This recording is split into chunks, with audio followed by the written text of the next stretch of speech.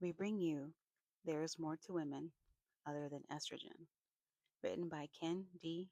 Berry from the book of Lies My Doctor Told Me, presented by Catherine, Sherion, and Gabriella. One of those topics is PCOS, formerly known as polycystic ovary syndrome. First mentioned in American Journal of Obstetrics and Gynecology in 1936, titled Amenorrhea Associated with Polycystic Ovaries, written by Irvine Stein and Michael Levin. Although dated back as far as 1706, many coroners noted enlarged whitish ovaries among some women. PCOS is a common hormonal disorder, usually affects women with ovaries during childbearing years. Body may produce higher than normal levels of hormones called androgens, sometimes called male hormones, which can affect ovaries, menstrual cycle, and metabolism. Characteristics include white ovaries and enlarged ovaries. PCOS also affects about 8 to 20% of women. Symptoms of PCOS include oligomenorrhea, which is abnormal, infrequent menstrual periods, or the absence of a period known as amenorrhea. Hirsutism, which is a condition that causes the excessive growth of dark, coarse hair in a male pattern, like, for example, a beard on the back, on the chest, and at the abdomen of a woman. Acne or oily skin, weight gain, and obesity. Infertility due to the disruption of estrogen during the period cycle, and darkened skin, discoloration around the neck, armpits, folds of skin, and inner thighs. Normally, most patients do not know they have PCOS until they are trying to conceive. A person will make an appointment with the gynecologist, and the gynecologist will take the medical history. The gynecologist will perform a physical examination, which is a vaginal exam. If upon exam enlarged uterus is noted, the doctor will prescribe the patient a pelvic ultrasound, along with a transvaginal ultrasound. Lab orders will also be prescribed, which will include testosterone, dehydroepiandrosterone, which is DHEA, luteinizing hormone, which is LH, follicle stimulating hormone, which is FSH, prolactin, thyroid stimulating hormone, which is TSH, and hydroxyprogesterone, which is 17-OHP. Here we have an ultrasound. To the left is an ultrasound of a normal ovary, and to the right, it is an ultrasound of an ovary diagnosed with PCOS. If you were to take a look at the left ovary, which is normal, you could see how full it is, especially like in this region right here. You could see how the fullness.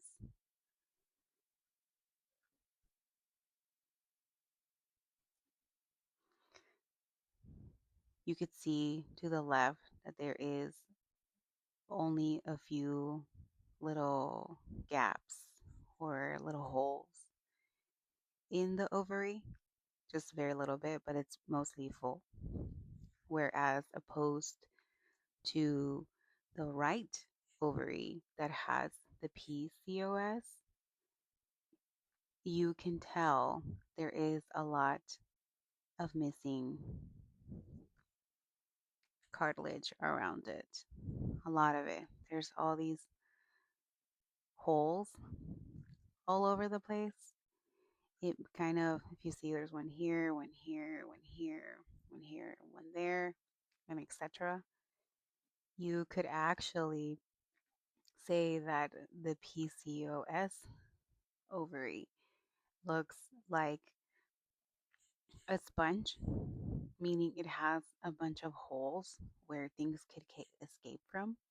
This is probably why a lot of women that suffer from PCOS are not able to conceive because they are not able to implant the embryo. Hello, class. Today we're going to talk about diagnosis protocols. The good thing about this is that not one single test can confirm a PCOS diagnosis. Multiple tests have to be run in order for a diagnosis to be conclusive. Since 2003, the Rotterdam criteria has been used to diagnose and is basically the gold standard for diagnosis of PCOS. A patient must meet two out of the three criteria, which is hyperandrogenism, ovulatory dysfunction, polycystic ovaries on an ultrasound. As you saw in the previous slide, the distinct pearl appearance is the telltale sign of polycystic ovaries. The disease pathophysiology of PCOS shows that it affects between 8 to 20% of women of reproductive age. This number is not this is not cumulative. This is annually. So every single year, 8 to 20% of women of reproductive age are diagnosed based on the criteria. The nature and the pathophysiology of this condition is very greatly influenced by alterations, which lets us know that this is more likely immune related, autoimmune related, than it is anything else. PCOS is so complicated. It's very multigenic. It's very has very strong epigenetic factors with it. Genome wise, they have identified multiple PCOS associated genetic loci. And many of these are involved in a lot of other things, which is why PCOS is able to mimic and be confused for other diseases. Some of the common findings that may be mistaken for other disorders. We have thyroid disease, which is why they test TSH. Sometimes it can be mistaken as depression, chronic stress, eating disorders, and adrenal disorders. This is why they do so many different hormone testings to try to eliminate every other thing else. The problem with PCOS is that it is like the great imitator, almost like syphilis. Multiple different symptoms can mean multiple different things, and it is a process of elimination to try to figure out which one is which. How does estrogen affect the ovaries? Estrogen has two main functions in the female body. Number one, it's to produce an egg, also known as oocyte. Number two is to secrete hormones like estrogen, progesterone, and a small amount of androgens. A normal ovary has estrogen is produced by granulosa cells of developing follicles under FSH through a negative feedback loop on the hypothalamus under the pituitary gland. It leads to LH increase, which this increase leads to mature follicles to rupture and release the oocyte, also known as ovulation. It prepares the ovary for corpus luteum function. After ovulation, the remaining follicle becomes corpus luteum, which secretes progesterone and estrogen. The estrogens help modulate the NVIA for luteinization. Estrogen is both a product and a regulator of ovarian activity, which ensures follicle maturation during ovulation and prepares the ovary for luteophase. Without adequate follicle development, impaired ovulation will occur. According to research, there is no cure for PCOS. Medications for fertility include letrozole, which is an estrogen inhibitor. Metmorphin improves insulin sensitivities, which will lower insulin and reduce the production of androgens like testosterone. Clomid, clomid, Clomid includes ovarian ovulation by blocking estrogen receptors in the brain. Probiotic and prebiotics address the dysbiosis to improve metabolic, hormone, and inflammatory markers. We also have weight management, like exercise along with weight training. Extreme measures would include surgery, like DNC, which is a dilation and curettage, and IVF for conceiving purposes. Then we have diet. For diet, here's a list of phytoestrogen plant compounds that can weakly mimic estrogen in the body, like soybean, tofu, soy milk, flaxseed, sesame seeds, chickpeas, lentils, dried apricots, peaches, strawberry, garlic, dairy products, and broccoli, cabbage, and kale.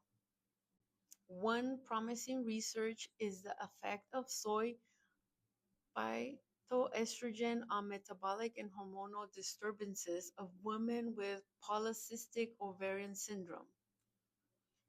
In this perspective, they had a double-blind, placebo-controlled study, a total of 146 women between the age of 18 and 35, who were referred to an outpatient clinic hospital in December 2009 to February 2010 for infertility treatments, having at least two of these criteria, which was oligomenorrhea or amenorrheic cycle or hyperandrogenism, and or with follicles that were ranging in size from 2 to 10 um, millimeters. And they would conduct a transvaginal sonography. After 3 months of supplement therapy, there were no statistical significant difference on on the HDL, FSH, LH, TG, LDLs or DHEAs, and testosterone. Testosterone levels were significantly decreased after 3 months of therapy. In a randomized cross-clinical trial, there was 42 postmenopausal women with metabolic syndrome com- compared to soy protein with soy nuts and a controlled diet. They showed neither soy protein nor soy nuts could affect weight and serum leptin levels. As an ode to a wonderful professor, I have created a miniature case study. So, we have a 24-year-old female that presents to her primary physician with irregular menstrual periods for the last 3 years. She reports weight gain, acne, fatigue, darkening of skin, thick facial hair, and difficulty conceiving. The patient reports a family history of type 2 diabetes and hypertension. Her diet consists of processed carbohydrates and a high sedentary lifestyle.